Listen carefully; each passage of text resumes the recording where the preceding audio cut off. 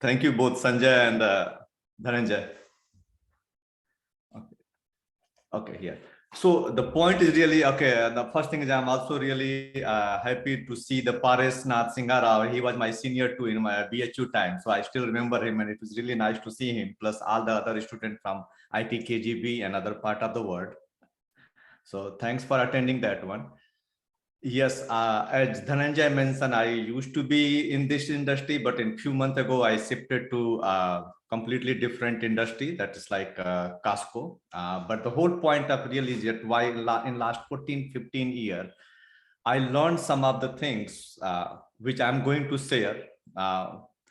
And in that one, there are some of the things, just like I mentioned, I'm going to talk more about that one, the digital twin and other things. As a geologist and geophysicist, we do it every day, but we don't call it digital twin. And that's what I will highlight it, what it is really. And this is the buzzword. If you are ever planning to shift the industry, this buzzword might help you. But as a geoscientist, we every day do this digital twin. So anyway, let me start my presentation and feel free to ask any questions. And this is very short presentation, hopefully, not more than 30 minutes or something. So feel free to ask if you have any question in the middle one. There are some of the things that's going to be a little bit controversial because that's my, whatever I'm presenting it, that's my experience and understanding. So some, some other people might have a very different experience than me, and I'm happy to listen their opinion too. So the point is really the topic of my presentation, as you are saying, is carbon hydrocarbon monitoring, prediction, and management. A huge overhead and bottleneck due to seismic acquisition hangover. So basically this looks long topic, but the point I'm really trying to say that the traditional seismic acquisition design that we do it is outdated. And because, but still we are using that technology, and that's caused lots of problems. And that set the different mindset. And it is especially become more challenging when we are talking about frequent monitoring, either for a CO2 or CCUS, or we are talking about our normal hydrocarbon monitoring and predictions one. So, okay, let me again one more time make it clear that what I'm trying to say that the traditional seismic acquisition design is very outdated, and because of that one, carbon and hydrocarbon monitoring and prediction is become more challenging because of the cost. One of the reason is, and that's what I will try to justify in my presentation. Okay.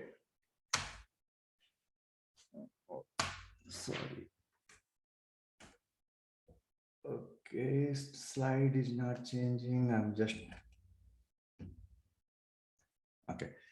So before I move on to anything else, one here is a challenge for you guys. Like there is a geology where 500 meter to kilometer depth of water depth there is really, and the target might be around 4 kilometer, 5 kilometer. Which survey you will choose it?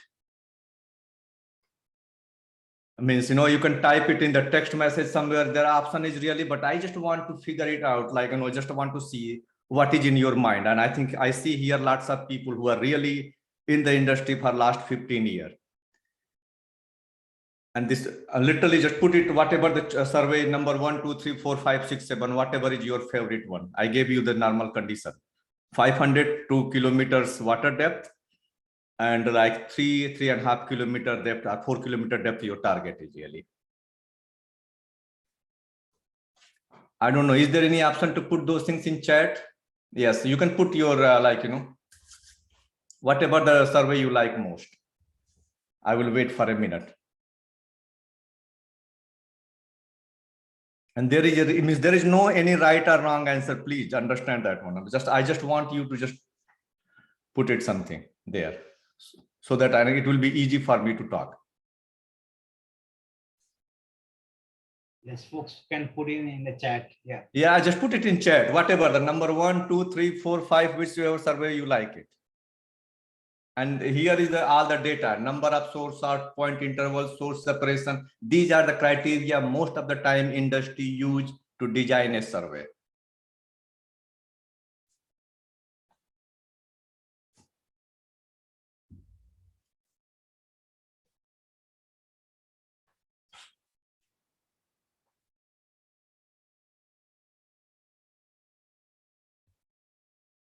Other folks, please do it. I'm just reading the numbers. 7, 5.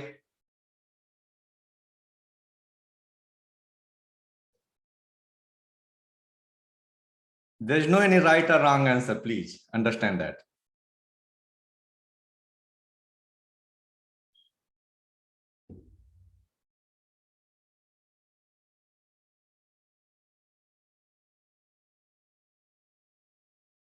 Good. 2.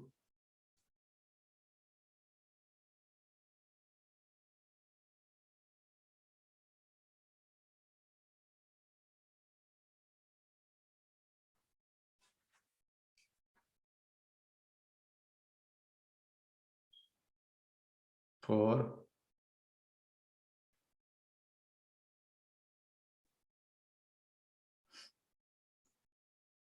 Yeah, we will talk about what are the functions differently, but yeah, that's good. Just put your number. So the point, I think, okay, let me just wait for a few more seconds and then I will tell you.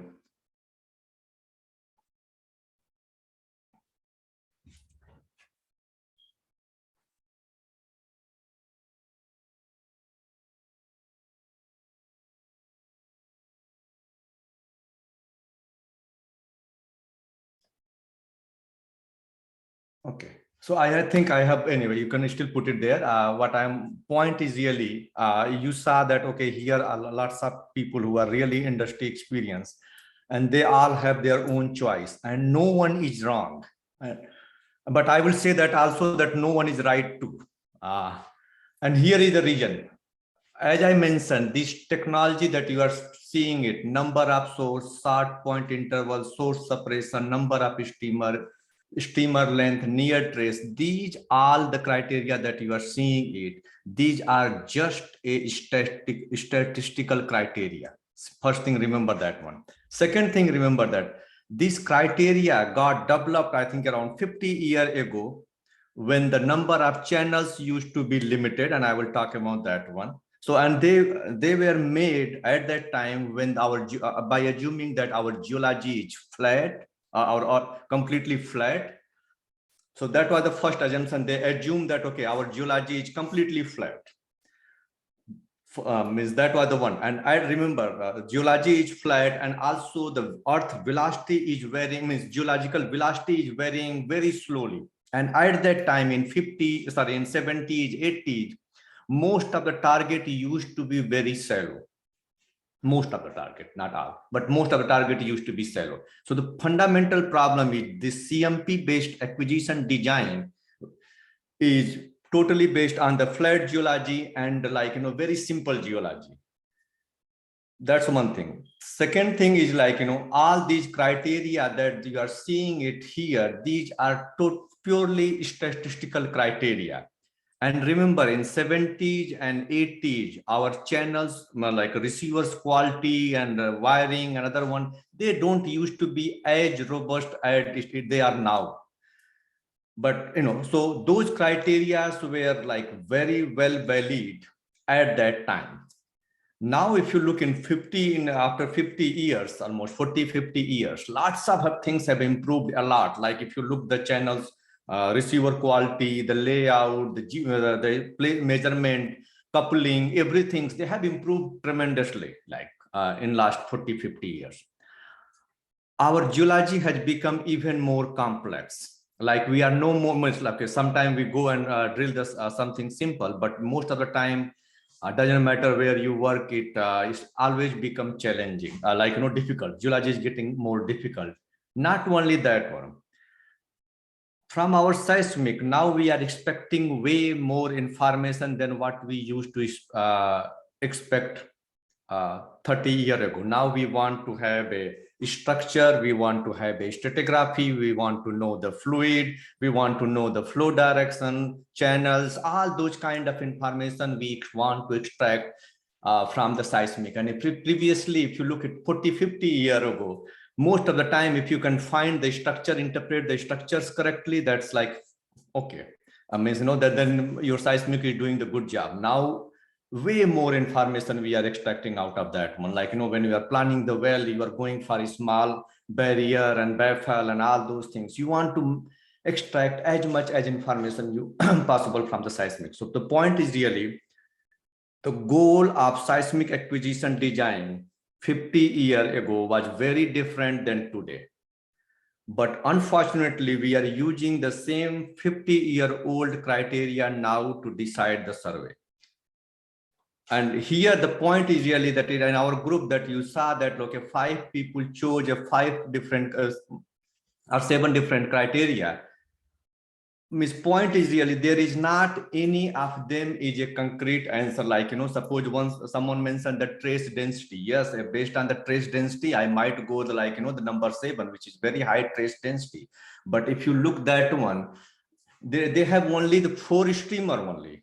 So if you have only 4 streamer, it means you are acquiring very, very narrow survey. Means I'm just giving an example. So means, yes, you might have a high trace density, but it's not acquiring your azimuth part. You are completely missing there. Same way, if you look at some other one, someone has an offset problem, some might have a cross line distance higher. All are the different kind of issue means, you can find, and you can justify any survey that you want to acquire it.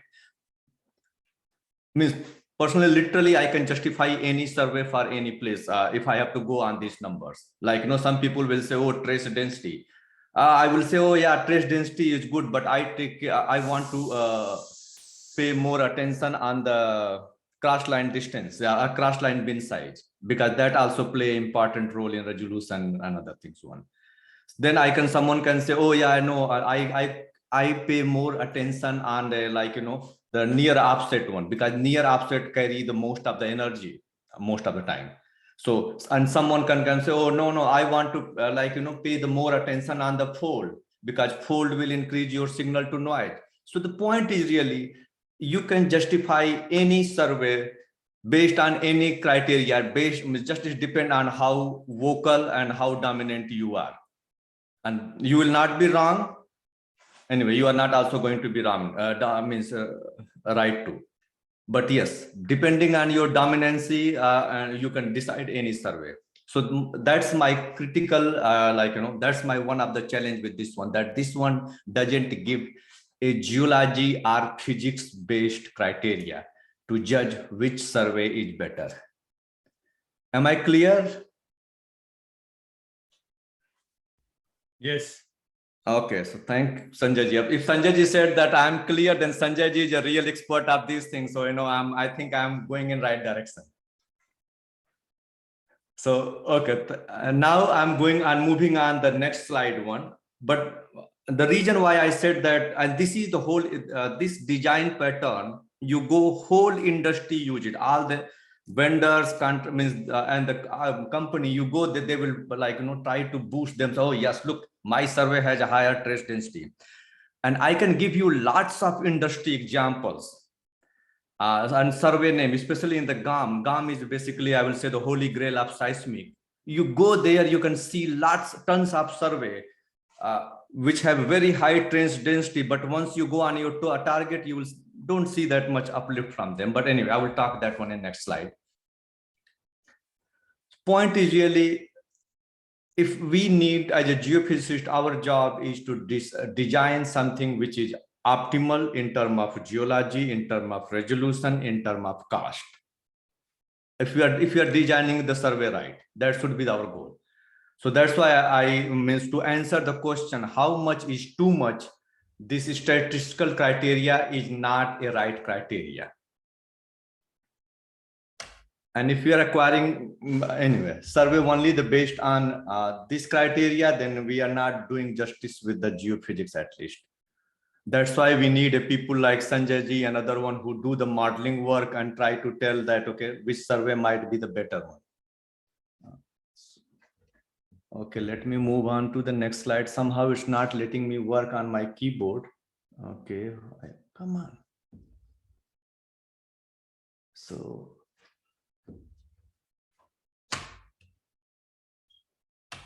okay, yes, now it's working. Yeah. So the next slide. So as I talked in last slide that, okay, why this CMP based criteria is not very suitable for normal our acquisition design is one is we assume the flat surface, we assume that earth is homogeneous. And then we also assume that, signal to noise increase as the fold increase, means there is some relation there. The point is really there is also a limitation after signal to noise means, this relation is true, but there is a limit. After that one, signal to noise ratio becomes so small that even this relation doesn't hold much. And especially when your channel is already so good that it's acquiring most of your signals, and then the signals to noise already very good in your receiver. So this relations like acquiring more and more fold doesn't add much. So the point is really this basic assumption that's like normal survey design make is not valid in our current acquisition. And again, there was a reasons like why the people in 80s and 90s doing what they were doing that one. As I mentioned that, that like they were used to have a limited channels, poor acquisition, fidelity of the instrument. And also at that time, the computational power was like really, really limited. Like their whole, supercomputer is equivalent to your cell phone. So think about at that time, whatever the people made a decision that was best. That was the best because that's what the computational power they have. It's not that they don't know the math or they don't know all the other things, but it's just they were very much limited by the computational power. And computational power, when I say it, is like your CPU, GPU, hard disk, everything used to be very limited. So that's why people chose this statistical criteria to decide which survey is good and to design the survey and other things. So what my point is really that now when we have those high power computing things, I think our criteria should be based on the more geology and physics based, not with the old signal based criteria. Okay, and so now I'm going to talk one by one all the acquisitions parameter that we use to decide the acquisitions. Like the one is like a trace density that I think we talked also in the very beginning. That someone mentioned that one. So the first question that like in trace density comes is like how dense is dense? How to hide this one?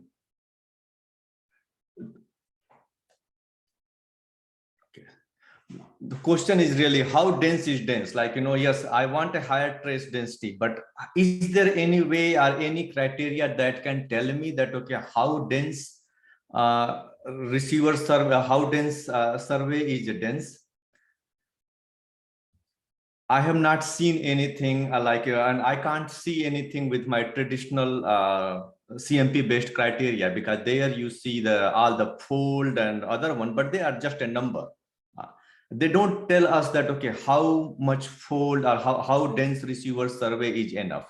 Means you can say, oh yeah, smaller bin size is the one thing, but how small is small or how dense is dense? I don't see that in the criteria there. And you can see why I'm saying this one here, like, I think few years ago, I was walking in the SEG with my friend, and my friends came from one of the vendor who were like, who was the big in this high density acquisition. And there was like, that in SEG and a booth one, they were showing like, like a whole salesman speech was going on there. And when they were whole around 100, 200 people were there, like, just all around the booth. And I was with my friend and I told that, okay, like, when they were showing this high density receiver, how is going to improve the image. And I immediately showed to my friend that, look, the next image, he is going to show you the water bottom. And he said, no. And while we are talking, he flipped the slide, and that was the water bottom slide. So point was really here, and we laughed and just moved away from there. But the point here is really, do we spending millions of dollars extra, means like high trace density, to acquire, to have a very good water bottom? Means that was basically the question was there. And let me tell you why that is happening there. What is the physics behind that? That's very simple one. As we know that, like in our source, it has all the frequency band. But once our source is going inside the ground, Earth is filtering the lots of those frequency. And as we go deeper and deeper, we get a lower frequency, and in the shallow, we get a higher frequency one. And so that's why it was very true, in a very, at the close to water bottom, they might have a bigger frequency band or higher frequency band. And that's the place where your high trace density is adding a lot of value. But the same Earth, if my reservoir is here, I'm only having a lower frequency band. So by having this kind of high trace density, it's not going to add any value to my target. Yes, it might add value to my water bottom, another one, but most of the time we know for shallow hazard analysis, another one, our industry go and acquire a separate survey. So why should I design my seismic survey for the shallow part, not for, not putting attention that, okay, what is the required frequency is at my target level? Is it clear or not? Yes, it is to me. Yeah. Okay, so let me put it. Thank you, Sanjay ji. So let me put the one more time. I'm just going to repeat. Like Earth means in the source have all the frequency band, and the Earth, once the source goes inside the Earth filter those frequency and reflect a limited frequency band.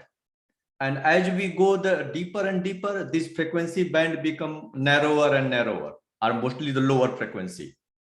So the point is really, if my target is shallow, then probably I would like to have some denser survey. But if my target is deeper, where I have a lower frequency band only, then this what you call it, sparse receiver samplings might be enough, because Earth is filtering those things by natural. We don't have any control there. Vijay, because this is we can have a discussion. You okay with that? Yes. Okay. So because I know there are some students also join it. So what Vijay is saying is as we go deeper, the high frequency gets attenuated. I like the term more attenuated than not there, because high frequency will be reflected actually strongest. Because if you look at the reflectivity of higher frequency is going to be higher than the lower frequency. Now the problem is the higher frequency is going to be weak. So how do we use those really a weak signal? So that's what I normally like to think about, is the attenuation of those higher frequencies, and they are becoming in a noise level, and we have difficulty really making use of those signals in all the noise, because of the propagation through the overburden. That's the challenge, the way I think of it. If anybody has any comments, please unmute and say, okay, this is, we can make it more lively. Especially if the students have any concern or questions, please speak up.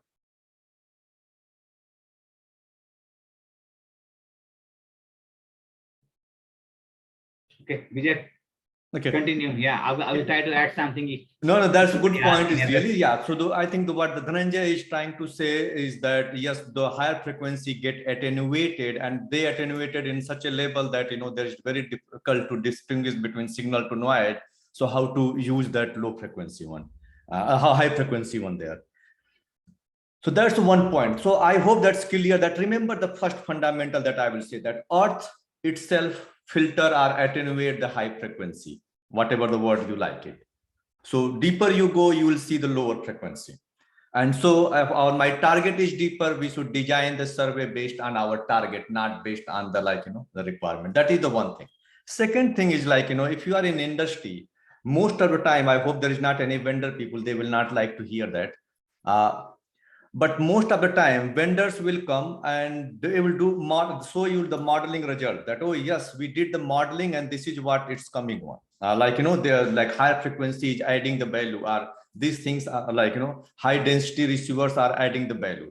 So let me tell you the one of the gimmicks that they do it there, and that as a geophysicist we should understand that one to defend our business.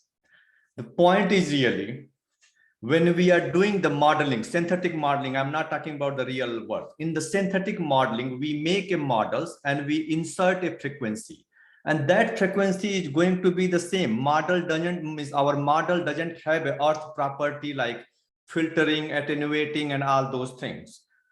Until unless we go on very high end of modeling where we put attenuation and Q and all those factors one. But most of the time, whatever the modeling industry do, the finite difference based on acoustic or elastic, we don't put a Q and other things too much because that become even more expensive.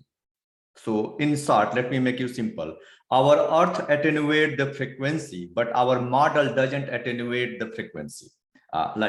So in modeling, I can take a 30 hertz signal and model it, or 40 hertz signal below the salt, and model it and say that, look, with the high density channels, I'm getting a very high resolution image below the salt. But that's actually not true, because that's a model is not attenuating. In real earth, those things get attenuated. So when you see those kind of model, first question that you should always ask, what frequency you model it and why you model with this frequency. Just to understand that, are they using a geological criteria or whatever the frequency they want to model, they are modeling. And this is very important difference. And here I wrote it, different earth and migration. When you do the modeling work with the synthetic one, our model and migration velocity is the same, plus our frequency band is not attenuating.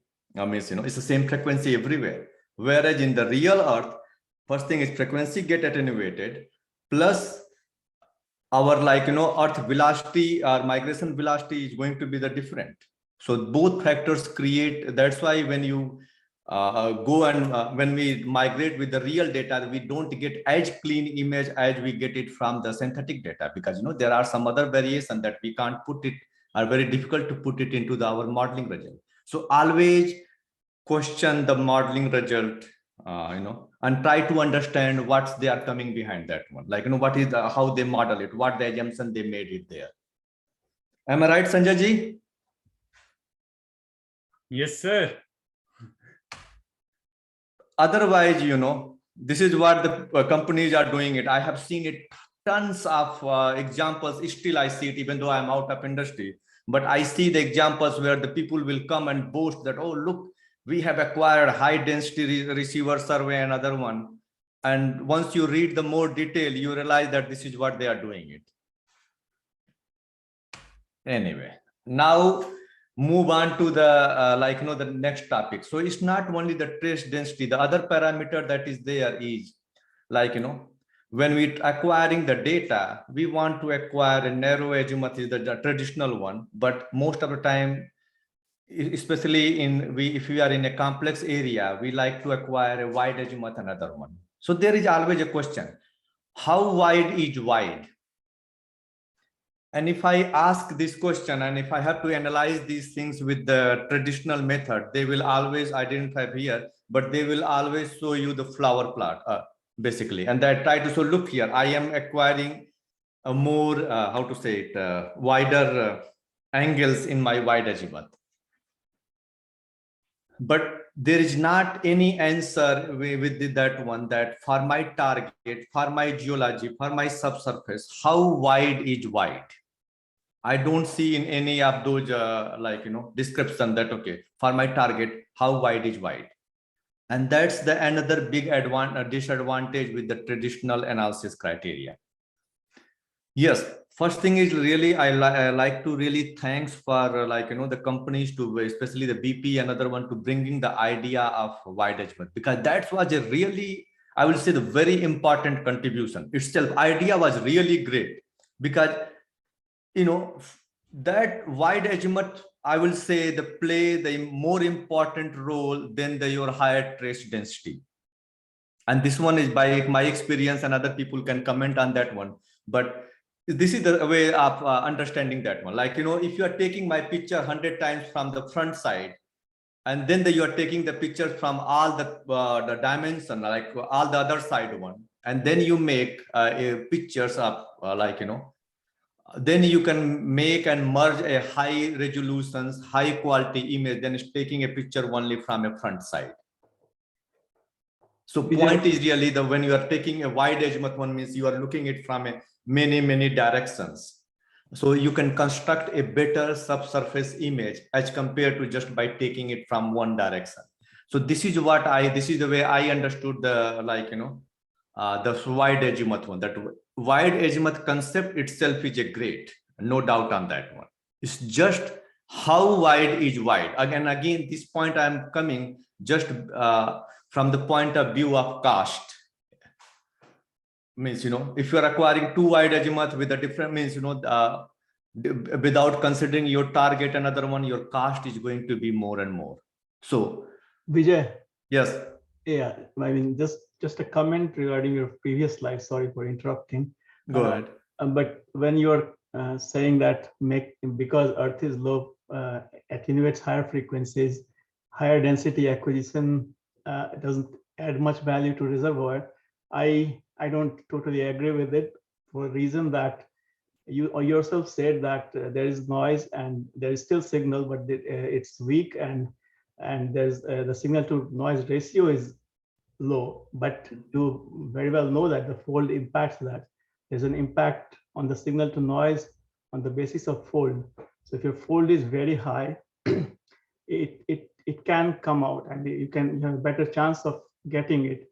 That's not the only thing, but having a higher density allows you to do lots of things, like I mean, post migration. I mean, if you align things right, if you have a much better higher resolution velocity, things align better, you'll always have better image continuity. So it's not just that it's not of much value just because the reservoir, deeper reservoir, Earth is a filter. The other thing is however nicely you do interpolation to create that kind of thing, if you want to get that kind of image as you get through real acquisition. So there is definitely significant improvement in signal to noise, and that's not important everywhere, but there are sometimes when the geology is complex, that becomes very important and critical, especially when you have dipping structures and stuff like that.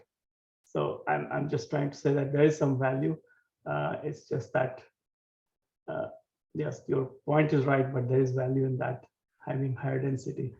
Yes. So again, Chandan bhai, what you are saying is I take it that one.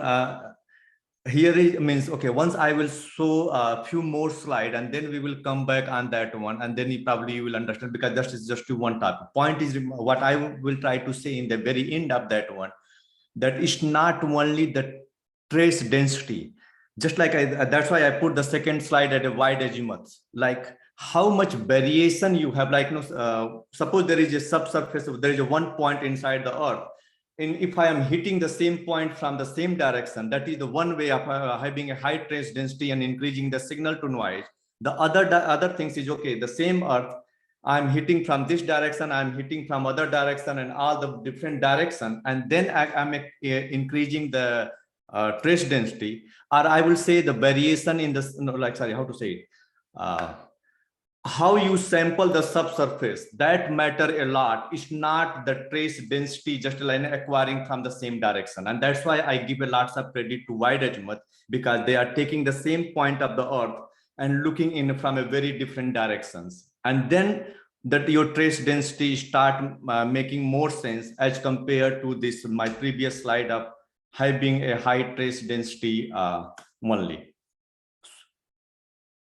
I think we are trying to say the same thing, but I think probably our approach is little bit different. Are you okay with that one, Chandan Bhai, or you are still have a different opinion? So I still will have different opinion because I mean, in the sense, in a different way. I mean, maybe we can come back to the topic again. Okay. The reason it's important is because just purely as an observation, you know, when you want to do really high frequency imaging in the right way, especially I'm working a little bit on full wave field imaging, etc. So your receiver wave field or source wave field, one of the at least side of the wave field has to be correct as per the frequency that you want to image. Okay, it shouldn't be that you acquire 100 by 100 meter grading and you want to image something that's very high, 40 hertz or something like that at the reservoir level. That's not going to help unless you really either interpolate it to 25 or something like that, or interpolate or really acquire. And of course, real acquisition is much more helpful than that. And the other thing is, you cannot. The other thing that I'm saying is, especially nowadays, people are doing short migration, etc. When you have when you have node geometry especially, then you have very few nodes, and so the way most of the RTM and one-way codes work, you have to migrate very few gathers. And in that sense, how do you get all that information, the details? On one side, you become on one of the sides, let's say in this case, in OBN source side, you can be very dense, and that helps recover that helps you have the right wave field, right surface wave field, right wave field at the surface that can be correctly propagated and imaged. So you have to have the right wave field, and it cannot be perfectly created just by interpolation. Okay, so that's good points. Chandan Bhai, again, let me add the one point. One of the biggest blunder that industry make, let me tell you, and I think many of those will not agree, but is that we try to treat OBN just like streamer, which is a big blunder. And I will talk, and that what your statement made it. I will tell you why for OBN that's not true in a few examples, especially when you think about downgoing waves, because downgoing wave surface work as a receiver. But anyway, we'll talk that one on separately, but because the OBN is a very different topics.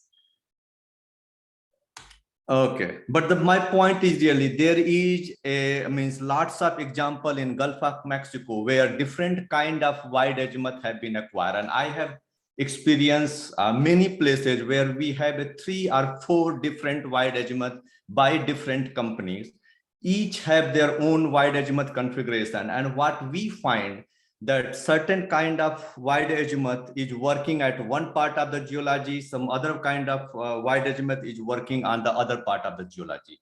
Good example that if you want to hear it, I think I can give you that very famous one is like, one is the BP one, and another one is XWAJ and DWAJ. And if you ever work with XWAJ and DWAJ survey, I hope most of the people know it here. Basically, XWAJ and DWAJ is basically this narrow azimuth one, and then you have 2 more line of a shot here. So basically, their trace density is very high. And if you look those surveys, XWAJ and DWAJ and the BP, the very early one survey, what you will notice that those survey work best for the shallow target one. But we have the same. Once you go on a deeper part, my experience was that I was not seeing much improvement. As compared to that one, there was another survey where those receivers were separate and the source were separate, by distance. Another one is Western GECO, another one. They were doing a way better job for a deeper target. So my point really here is like, when we are designing the wide azimuth survey or any other survey, we need to think about what geology or what depth we are targeting it. I agree that trace density and everything is, there is a whole point of really, there is a balance between the trace density and the trace variation and other things.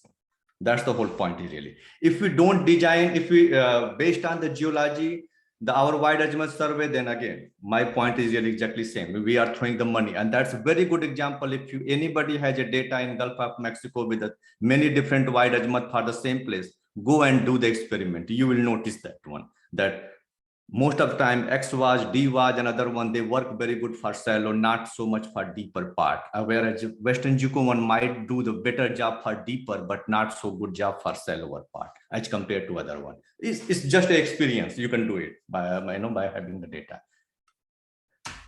Anyway, so now I'm moving to the another part that's called, there was a big trend in the industry that how long acquiring the long offset data. So my question again is really, how long is long? Because again, thinking about our geology, how long offset is long offset, we will call it.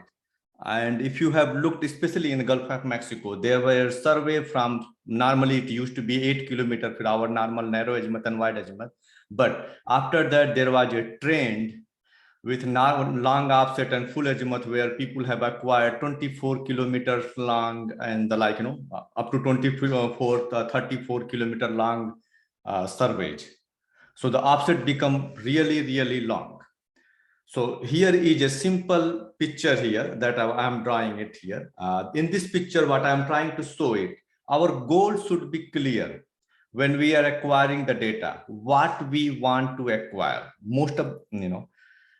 Most of the time, this long offset and full azimuth acquisition where the FWI used to be their main agenda, that we are acquiring the long offset for FWI and other things.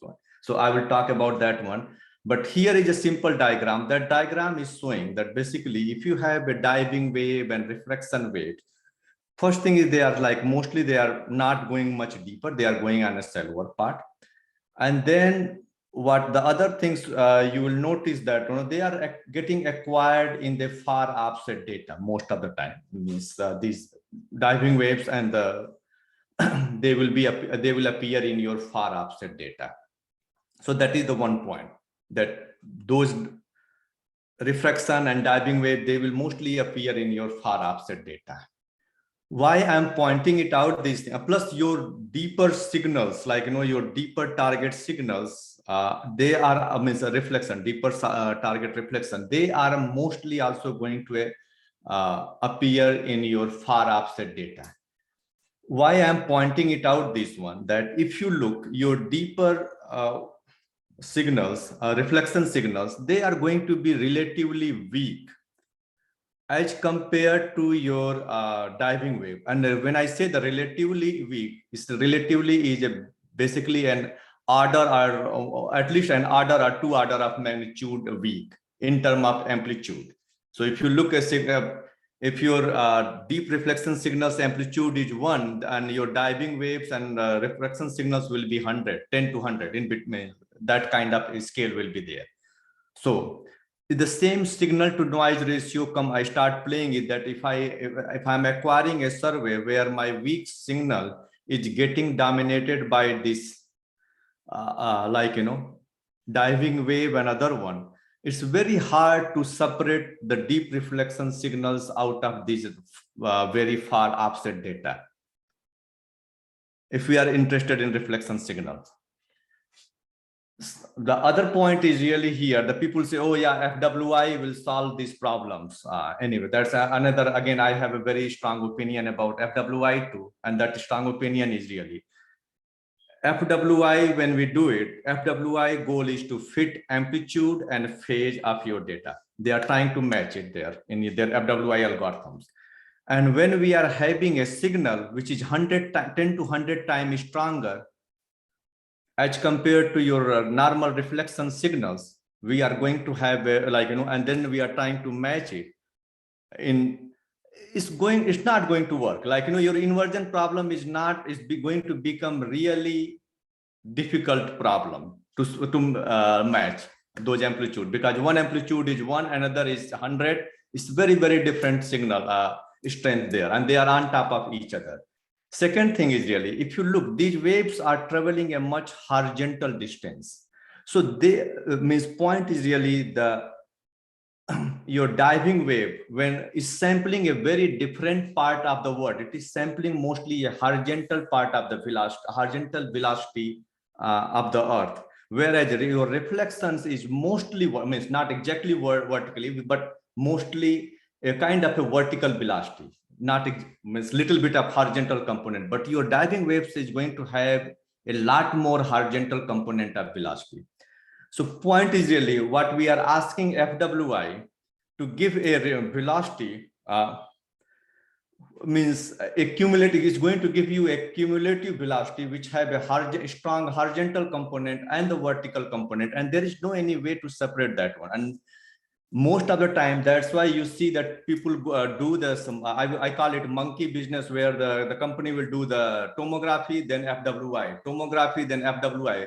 They have to do these things because, you know, these are the two different beasts. Either focus on a reflection or focus on a diving wave when you are acquiring the other one, because they are two different things in terms of physics, in terms of amplitude, in terms of phase, in terms of sampling of the Earth. So these signals are very different. And when I see this FWI business, you know, I just nod my head and move on because I don't think that they are trying to solve the right problem just by mixing everything. The other point is really for an acquisition point of view. If I am interested in acquiring a diving wave and other one, they have a very different Fresnel zone as well as the signal strength. So one should design a survey specifically based on their signal strength and their Fresnel zones in the far offset. But what we do it most of the time, just same configuration, we extend it for 12 kilometer, 18 kilometer. So it become a really difficult part. And most of the time I have seen that, yes, we acquire all the data, but once we go for migration, we chop all those data. Go ahead. Another thing to keep in mind is that, so in the shallow, we're talking about the anisotropy, vertical and velocity versus horizontal velocity. Anisotropy in the shallow is generally weak. So we're talking about few percent compared to as you go deeper, it becomes more stronger. And in the velocity, we were talking about the lower frequency, smoother velocity. We are not seeing actually a very strong velocity and anisotropy in that. Sometimes we do use the anisotropic velocity to correct for the flattening, but that is just for the flattening. That is not really that strong an anisotropy in that shallow. So we are not looking for the perfect answer in the shallow. So I'm just thinking that probably vertical versus horizontal velocity in the shallow is not a big deal in terms of whether we are sampling the vertical propagation or the thin propagations. But yes, as we go deeper, that might become a bit more crucial, especially if you go through some of the anisotropic zones. Yeah. Shallow So probably is okay. Yeah. So that part you agree, but second part, do you agree that your diving wave signal strength is way higher and you are having weak signal on top of a very strong signal, and then you are trying to match it? I don't know which algorithm can do it. So that is not problem data. That is problem of us to optimize our algorithms to use those waveform accordingly, right? That means when we forward model when we simulate our data or simulate our seismic response, we have to take care of all those propagation effects. So take care of the amplitude along with the phase. So yes, not a trivial, but that is objective for us to play and improve on. Yeah, that's you are right. And the third point that here I want to make, because diving waves and other one, they have a very different signal strength as well as their Fresnel zone is very different. So most of the time these designs goes based on the Fresnel zone and other one. So why to acquire the same, means, if you want to acquire a right, why to acquire the same trace density even in far offset? If you are interested in the diving wave and other one, you can design something much simpler where you can acquire the far offset data with a less price, less cost, as well as get a good signal. So the standard answer for that, Vijay, is we are not going to acquire more, because there's no one objective when we acquire seismic. There are many more objectives of acquiring seismic, right? So not just FWI is not the only objective, and therefore we acquire one seismic that kind of fit for all purpose, but that is not ideal for all the purpose. Yes. Right? So my point is really to bring all these issues, and industry is doing the way they are doing it. So I know.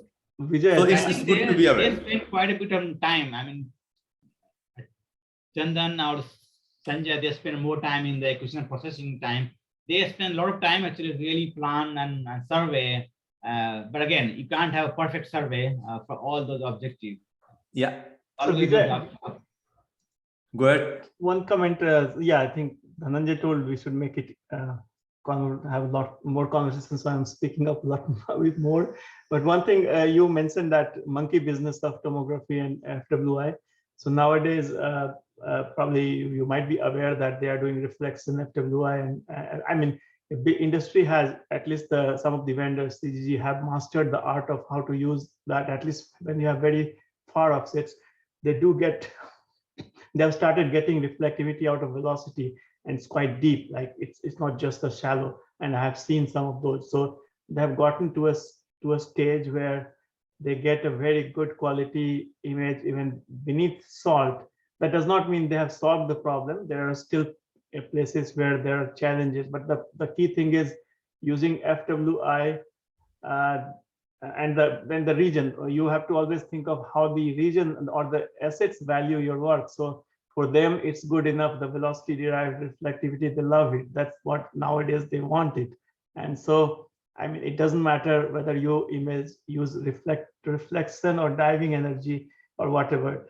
But the important thing is the FWI the technology has been pushed, at least by some people, to an extent that if you have very far offset data, you can create reflectivity much deeper and good quality reflectivity.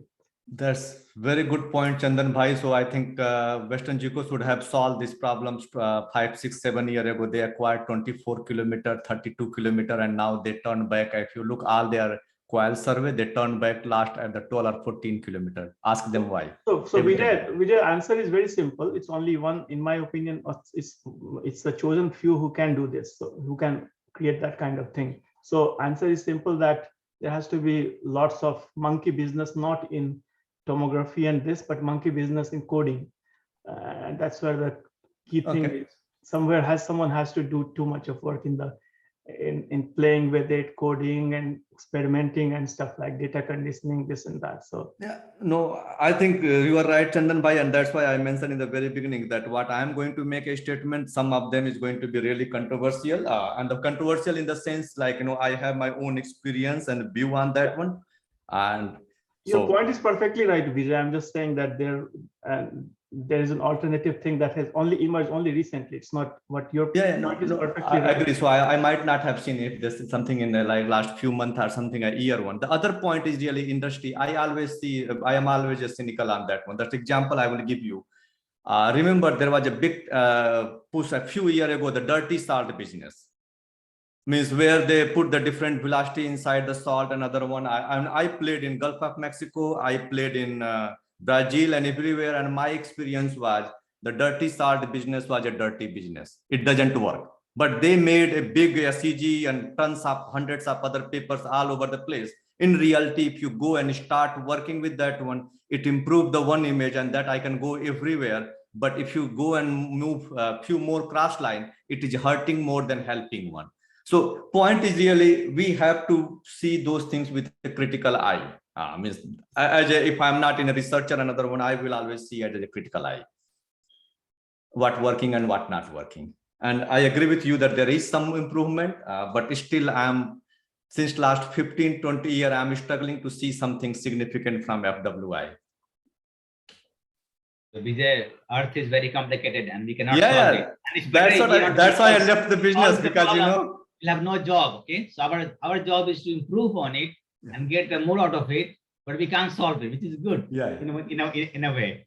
Yeah, no, so that's a good one. The point is really the third point where I'm moving it, Sanjay, means here that it's good that we are progressing one. Now the next topic that where I'm going it, like long and wide azimuth data. How long and how wide azimuth data we want to acquire, because that whole goal while I'm talking about that one is that get out of the traditional acquisition criteria and move on something more physics based. I'm coming on the same point. What you guys are saying, that FWI is doing something relatively better than what it used to do. Imaging has improved a lot. I'm coming on the means, I agree on those points. But my point is really, when we are designing our survey, there should also go some physics behind that one. There should go some modeling work and understanding work, and that's the whole my point of really. And most of the time industry, when they come to us, like vendors and other one with the survey design, they come up with the same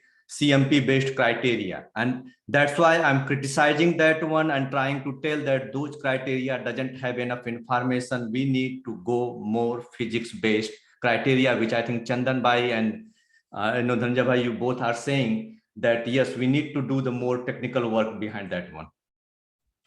So point is really, with a long offset and wide azimuth data, how long and how wide, when we are thinking about all those things, we have to think about what signal we wanted, how complex my earth is, because Chandan Bhai mentioned that when you have a steep dip, yes, if you have a steep dip, then probably you need to have a, not only the long offset, you also need to have a wider azimuth or multi-azimuth data, but those things should be designed based on our geology there.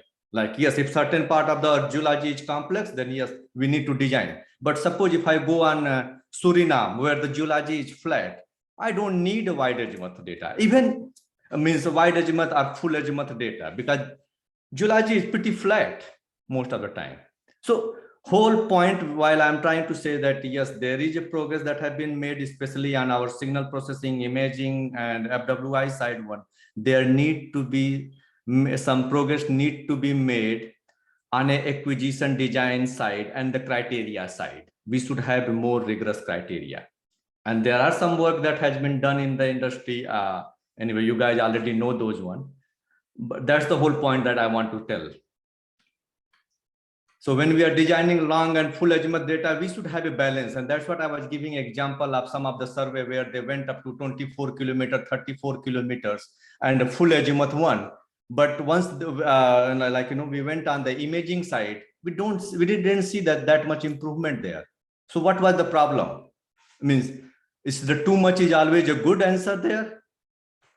Means, then they realize that, wow, this, yes, we went such a longer offset and full azimuth, another one, but it's not adding as much value as we spend the money on that one. So that's why, lots of improvement have happened in that side. So whole point again is really to design the survey based on the geology and objective of the geology, not based on the CMP criteria. I hope now I am more clear. Otherwise, yes, throwing the money. So point, okay, so if I summarize this one, it means, yes, in last 15 years, like our source has improved, receivers have improved a lot. But it means our acquisition designing criteria is still the same old one that need to be changed, not based on the fold and not based on the simple CMP criteria. It should be purely geological based criteria based on the modeling and the real work. So point is really, most of the time when you do that, this company, when they design this survey, means yes, at some places there is some consideration of the geology, but most of the places you go there, they will go with simple, oh, look here, this is my acquisition design, not so much attention that is paid to the geology there. Means yes, roughly though, this is a water bottom depth, this is my a target depth. Those are the one or two criteria get they take care, but not the whole geology. And I can give you the lots of examples in some other basins where just a few high density layers or low velocity layers, they ruin the whole whole imaging. And it was just because if they would have taken care of those acquisition criteria based on those geology, the image would have been much better. So point is really now the whole industry is going for high density source, receiver, full azimuth, long offset data. That's all are good, but there is a balance. And let me, before I conclude that one, very recently I heard from some of the industry prominent person that he said, oh yeah, reciprocity doesn't work as well. I mean, I will say that don't make a fool to the people. Reciprocity work 100%, and it's not proven in the seismic, it's proven in many other businesses like satellite imaging and many other business, that reciprocity work 100% everywhere. Means, so if the people, those big people are making those one, just let them make, not to your head, and let them do whatever they are doing it. That's not true. You know, and if they need it, I can send them hundreds of paper, not one or two, where people have proved in different discipline, forget about geophysics, that reciprocity work 100% everywhere. So, and again, you guys know where I'm coming from. Vijay, I'm not trying to get into this because I don't fully know what works, what does not. I think it's a bit too bold to say, have this kind of statement, because getting reciprocity using assuming that, making assumption of reciprocity and doing data processing having same results is much different than what happens in the real world physics. So I mean, I would not, I mean, just because majority claim that reciprocity works and they have proven it, I personally would not reject the thing that it does not work. That's not enough evidence to blanket, I mean, boldly say that reciprocity does not work at all. I mean, does work. So, because I think there is different, I mean, if you have a source at one place and receiver at another place, I don't think that it's the same thing, having swapping the two things. It's not the same things that's going to happen. Anyway, that's so means, you know, Chandan bhai, this is your experience. Might be for me is that it doesn't matter where the source and receivers are, as long as they are communicating with each other. Source signal is coming to receiver, receiver signal is going to the source. It work. Doesn't matter how complex the word is really. And forget about this one. I can give you the example, like in marine, like where they try to detect where the boat of like, you know, not the boat, what you call it, the submarine vessels and other things are there. They use these signals through the satellite, a small movement in their water surface one, and they can detect where the really the submarines are there. And all these war nuclear, what you call it, means those, okay, I'm forgetting the name, these means military submarines and other one, they detect based on the simply the reciprocity principles there, where they are really. So forget about, our discipline is still much more robust as compared to what they do it. So point is really, practice for the first time I heard from some big guy that, oh, this doesn't work it, without much proof. I have seen it myself by many times, it work perfectly anyway. But I will just full stop on that one, and we can discuss one-on-one on that one. I think we should Point is move really on. overall Vijay this, has a digital twin. I'm eager to hear about that digital twin part of the talk also. We have another 19 minutes now of the planned talk. So let's move on from this to the next topic now. Okay, that's good. We are then moving on the next topic one. So yes. So point is really, if we can reduce the cost of our acquisition, then probably we can do the more a digital twin. And if I go on a Dhananjay Bhai term, digital twin is an advanced version of a 4D. And that's what I will talk about the next slide. So why I was arguing all those things from all you guys is that if we can reduce the cost of acquisition by doing the physics-based modeling, we can do more a digital twin or an advanced version of a 4D. That's the whole point. Then I think all the other discussion will go like, you know. So let me tell you the very simple one. What is the digital twin? You will laugh on me and that. The digital twin is very simple. Like, you know, in my word, remember, just listen the word. Digital twin is basically a model of models. Once again, digital twin is model of models. Means if you have many models, and from those many models, if you can make a one model which that will be your digital twin. So the point is really why I'm trying to show that, like, suppose this is a real motors, and then you make a digital of this model, and here it has a mechanical component, electrical components, all these capacitors, and many other parts is there that's in this digital twin. But if we can integrate all those different modeling components into the one model, which is as close as possible to the real model, then this is basically a digital twin. That's why we call it digital twin. So that first thing is, this model should be as close as possible to the real model. Second thing is, like, suppose we have a sensor on that one that's measuring the temperature, speed, and everything on the real one. And if we can transfer those measurements to this digital one, and try to see the different implication that, okay, how those things are behaving. Like, if the temperature of this one is increasing, what's the motor speed is going to have, it is going to have all the implications. Then basically this become a digital twin. So the simple way of saying that one digital twin is nothing but a as close as possible a copy of a real model. And once we have a digital twin, we can simulate the different behavior of this motor without running, without breaking it. Is it clear? Yes.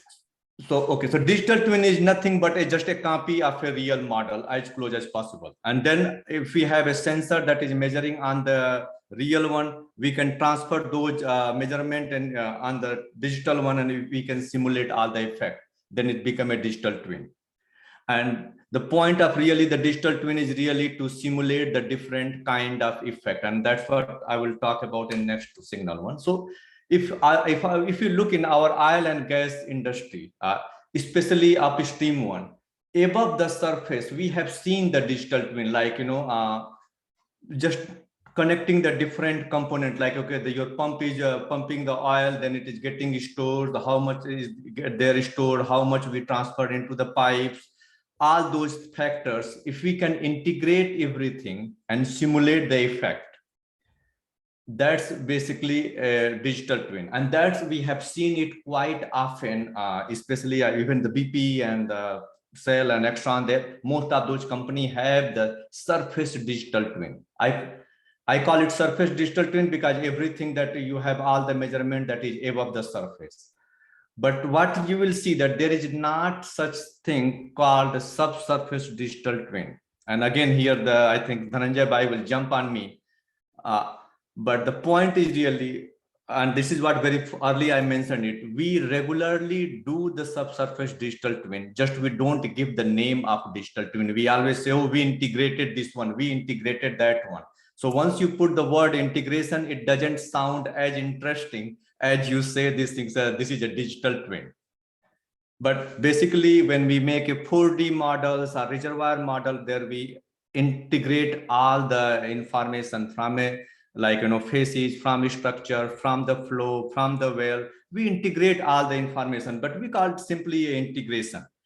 There is one challenge here. We do the integration, but this integration is not a continuous and not we do it quite ad hoc basis. If we can make those integrations more automatics and continuous, another one, then it becomes really digital twin. I hope it's clear. That is advanced version of, I will say, the 4D monitoring plus integration, and this is a continuous integration. It is not that, okay, after 4 years I did the 4D, then only that is integration. It is like integration from a well, like, every day in the wells we have all these sensor, another one, we are measuring the pressure and temperature. If we can integrate all those information and continuously update our model, then we call it that, okay, this is a digital twin. And based on those models, and if we are doing this, our seismic acquisition more, in the beginning, it requires more frequent, more frequent monitoring. But if we are doing some more frequent monitoring, then we can see that in our production, how the oil is moving, how the water is moving. And after few iterations, we can start predicting. And just by applying a machine learning and some other tools, we can start predicting that how the reservoir is going to behave. If we integrate all, that's basically the purpose of digital twin, to integrate, predict, and those integration and prediction will help in the reservoir management. But to have those things more successful, we need more frequent monitoring, which is more frequent 4D plus some other integration of well and history matching and some other things. And why these things are more important is just because, you know, our whole reservoir is our money. It's our 15, 20, 100 billion resources. That is our reservoir. That's our money. So if we can better monitor, better management, then that is going to add a lot more value. And again, all the discussion that I was trying to say about the acquisition is just because I want to have a more and more measurement of my reservoir, more frequent measurement of my reservoir. And if the cost of continuous or more and more measurement is low, then yes, definitely we can do this subsurface digital twin. And there are lots of technology already there, like, you know, permanent reservoir monitoring is already, means I have done the modeling work and I have worked on the permanent reservoir monitoring, and I think many other of you have worked it. That already there. You put there whenever you want to acquire, after 15 days, a month, just to send a source boat only and acquire the data. And the point is really, even this PRM one that we are seeing it, I can put the node at 50 meters and that will cost, means I have experience there where, like, you know, we put those receivers, very dense one, it is what's going to cost $250 to $300 million. Same node, our cables, we put it at a distance apart and it was costing a $30 million. Point is really, yes, if I am designing it as a seismic, then like normal surface seismic, it is going to be expensive and management is going to immediately get lost. You know, we can drill the well. Why should we acquire a seismic? But if we design this PRM or any subsurface measurement, acquisition measurement based on our reservoir, then there is an opportunity to acquire more frequent with a less cost, and you know that will help in reservoir management. That will create a more job too, you know. So that's the whole point of the digital twin really. Plus we have a DAS and VSP, another two that we can integrate that there. And that's why my whole purpose was really why I was arguing that we should get out of the traditional acquisition and think about our target and reservoir. I hope now Chandan Bhai and Sanjay ji both and Dhananjay Bhai both agree on that one, why I'm trying to say these things. Second thing is really, the point is here again, if we are doing the subsurface one, and I did some simple math, like, you know, but very simple, very like, you know, crude one, you can just, is going to have a lot more value. Just like, you know, here I have a simple calculation, just like, you know, if I can save a 1 or 2 well, that's going to save 100, 200 million. Like, you know, whenever we develop a field, we don't drill all the 40 wells in one time. We drill 20 wells or 10 wells at one time. Then we drill in second phase more, next 10 or 20 well. And if we know that how my oil and gas is moving and how different parts of the reservoir is behaving, we can plan and drill the well accordingly. And in that process, if we can optimize our well and save at least 1 or 2 well, then it's going already a good value of $200 million, which is equivalent to all the cost of seismic acquisition. Plus, you know, if we can adjust our pumping rate, we might produce more. And if we can produce little bit, 100 million means little bit more, or even 2% more than the normal recovery, we can save a lot of money. Just if we can improve the recovery factor by 1 or 2% by managing the reservoir more accurately, we can improve our whole reservoir like, you know, economics.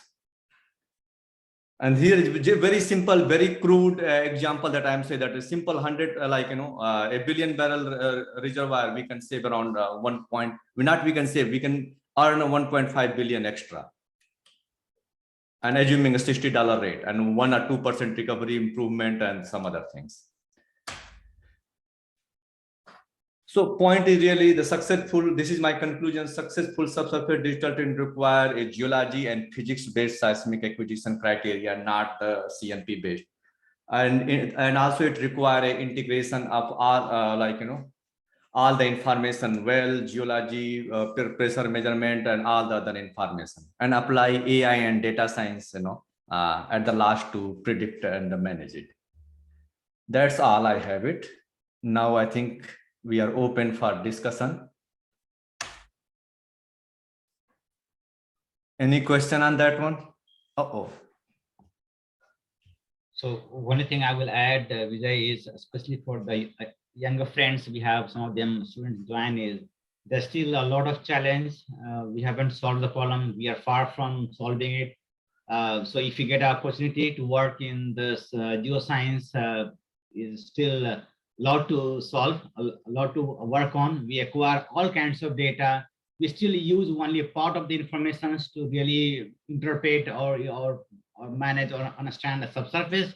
A lot more to unravel. So please spend time to really go into the detail and find a way to get more out of the data we acquire. That's a very good point, that their data has tremendous information. What we touch is really right. What we touch is just 1 or 2% of that one. Yeah, thank you, Vijay. It was very interesting and I think very simulating talk. Yeah, so I have a couple of comments. In my experience, I've seen whatever we are saying now. Yeah, we acquire data. In my company where I work, the biggest decider is economics. How much money is the BU ready to spend? Yes. We have recommended so many surveys the way, but they were never acquired. Yeah. So they don't have money, they don't want to spend money. That is what, okay, number one. Then this is one thing. So we can talk about anything. So economics wins all the time. Number two, because they don't realize, but you are showing 1.5 billion. They don't see that because we are not that far-sighted. We are running BU is running with the current year budget. Mm-hmm. Okay. So that is so that decides what is the acquisition. Number two, the data is acquired. I have seen over the life cycle of the data, it was acquired for something. Then it has been used for, I don't know what and what. And then people say, this is a poor acquisition. They don't realize why that data was acquired. Nobody cares about. They want to use it for something. They, after 10 years of the data acquisition, have now the technology available. They can do it. So they want to use that data for that. And then they blame the acquisition that it's a poor acquisition. No, it was not poor. It was done for the purpose. Yeah. So, but I think because of the costs involved and everything, we cannot acquire data that frequently. So companies make a decision based on how much and what to acquire. Then also remember, CMP, you may talk, you may don't like it, but much of processing, noise suppression is still CMP based. Many of them are CMP based. So you don't like that, that may be okay. But when the processor is looking at it, he wants a higher fold and higher CMP because that is what he loves. That is what it helps him. So there are so many considerations there which decide how it is acquired. But I do agree that we need to, as a company, we have done a very poor job in actually getting the data acquired in the right way. I mean, I have not succeeded in my company when I was there to convince the VUs that, yeah, this is how they have overruled our recommendations many times. Yeah. No, I agree with that. Well, lots of things. One, the point is really that I will give you the last PRM example in my last one. Just by doing a simple one, the 250 million survey, you can do it in a 50 million. And once you say that one, and once you prove that one, they start understanding too. I may see, yes, it is, I know that one. The business always trump over everything else. You know, in land data, it becomes very important when you have very high fold, you know. Yeah, no, means point is really where it require, means I totally with that one, but not everywhere. That's my whole point was really. I totally go with Sandan Bhai that so yes, where it require. I didn't never meant the test trace density. I meant the as fullest wave field, as full wave field as possibly you can create. Yeah. that means multiple azimuths. And the Yeah. thing is, these the acquisition spacing cannot be made dynamic. What you are saying that okay, in far offsets have a sparser, that's not possible unless you are just targeting a particular reservoir in a particular location. Generally, people acquire for exploration, and they have to have a simpler design of the acquisition, and it has to have a constant receiver spacing, etc. No, I miss, yes, for exploration it is hard, but for development it is very much possible. That's why my whole point is really, Yeah. and especially development and production, especially for 4D and other one. And it is being done that way. I mean, for that purpose, people are doing different acquisition like OBN, etc. Yeah, no, I agree on, and that's why I know that this is a controversial topic, and that's why I It's good to have controversy, because it's Huh? fun to have debate. Huh? Yeah, no, I agree. I mean, Sometimes- then we learn a lot while something we don't agree and disagree. Kids, sorry, boys from KGP or any other one, do you guys have any question or anything else?